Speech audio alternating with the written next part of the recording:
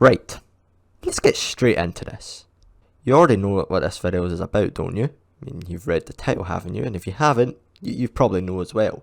The UEFA Super League. Don't know why I keep calling it the UEFA Super League, considering it's the European Super League. And surprisingly, UEFA don't really have anything to do with this, but we'll touch on that later.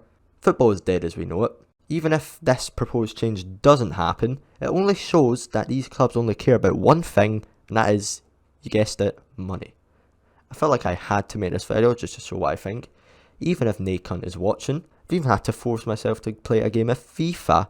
Yes, that game created by that company, just for some background gameplay, and I am pissed at this game, so I'm sorry for all those mistakes that I made in the gameplay that you're seeing. Anyway, for those that have been living under a rock, 12 clubs have decided to form a European Super League. You probably already know what those 12 clubs are, but I'm just going to tell them for you anyway. They are Arsenal, yes, that same Arsenal that is mid-table in the Premier League right now, below West Ham and Everton. Man United, yes, that Man United that hasn't won a league title since like 2013. Man City, yes, Man City, the same club that were going to likes of York and Macclesfield back in the 90s. Tottenham, yes, Tottenham, the same club that haven't won anything since like 2008, and that was like the Carling Cup or something. Liverpool, yes, Liverpool, that have only just won their first league title in about 30 years. Chelsea, well, what did I say about Chelsea? I don't really know, to be honest. I guess you were a mid-table Premier League club back in the early 2000s before you were taken over. So those are the 6 clubs in England, so that like the big 6. So for the clubs in Spain, we have Barcelona, Real Madrid and Atletico Madrid. Fair enough, they're the 3 best teams in Spain. And Juventus, Inter Milan and AC Milan from Italy. Like, Inter Milan have not won the league title in years, and same with AC Milan. And Juventus, when's the last time they actually won the Champions League? I can't really remember, to be honest. So I've already ranted about these clubs a bit. That's just because I'm annoyed at them for even deciding to propose something like this. I also understand that not a single fan of these clubs wants this to happen. Like, I know I've seen a few, but I'm sorry, but you're not a football fan. You're not a football fan if you think this.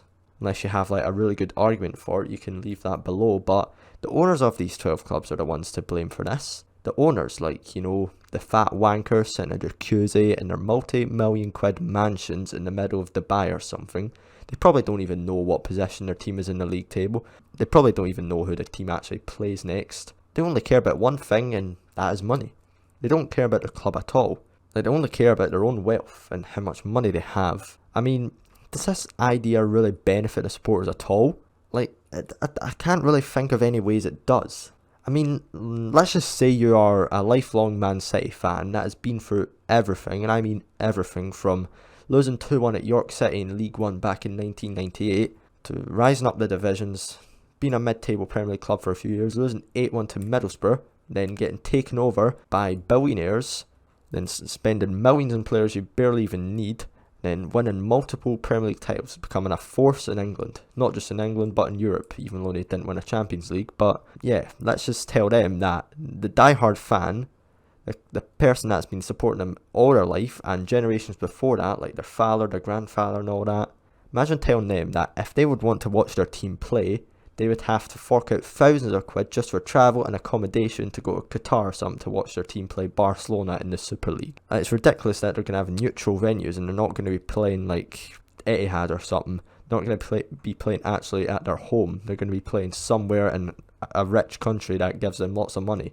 So that's just one game they would have to pay thousands of quid for, because it's not cheap going to these countries. It's not cheap to travel and have accommodation. Most football fans are working class.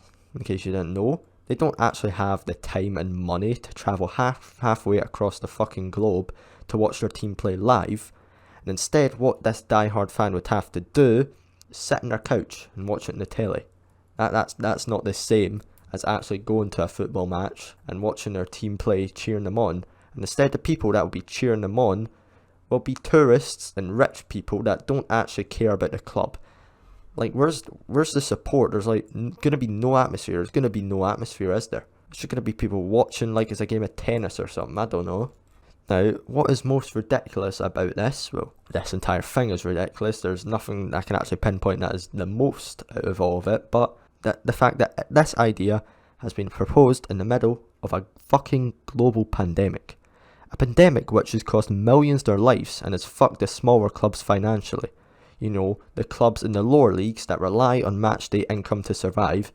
The clubs that don't have hundreds and thousands of sponsorship deals and have such a rich sugar daddy providing the club with millions to spend on players. I know it has been said a lot that the local, smaller, lower league clubs have been suffering a lot during the pandemic, which is true because they rely on the fan base providing them with money. So what I'd recommend to you is once the pandemic's over and we're allowed back into the stadiums, is that you maybe just pop a visit to a lower league ground or something, your local club.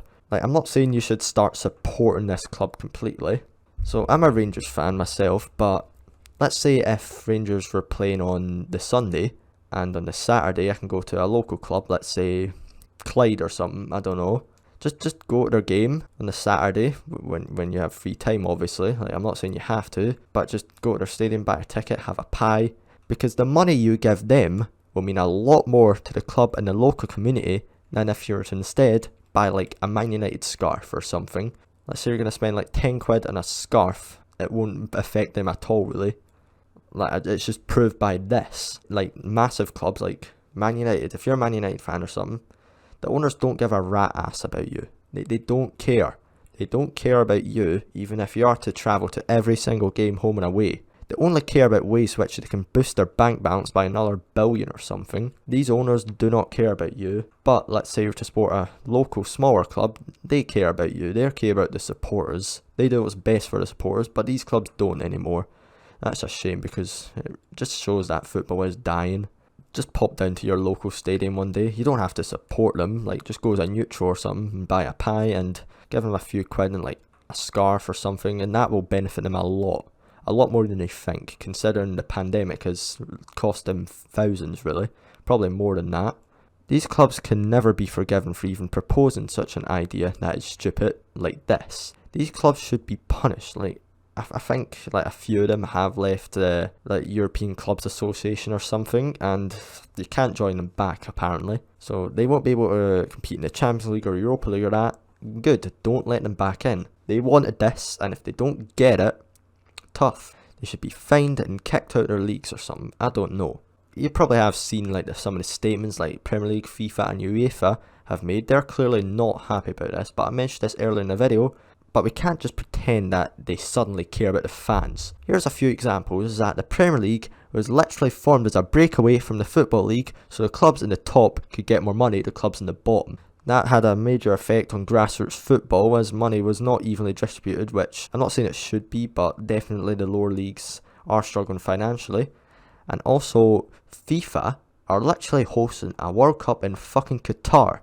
Do I even need to explain why that is a bad idea? Look at all the builders that have to build giant stadiums. Like, they didn't even have any of the stadiums available. They had to buy a shit ton, and like, they're gonna have to work in those conditions.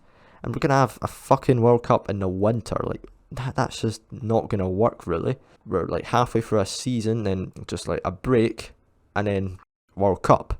It just doesn't make sense. I don't see why that should happen other than money. And UEFA. Where do we start with UEFA? First of all, they've been hosting the Euros across the continent during a pandemic. Again, forcing fans to spend thousands to travel to different countries to watch a game. And don't get me started on how they deal with racism.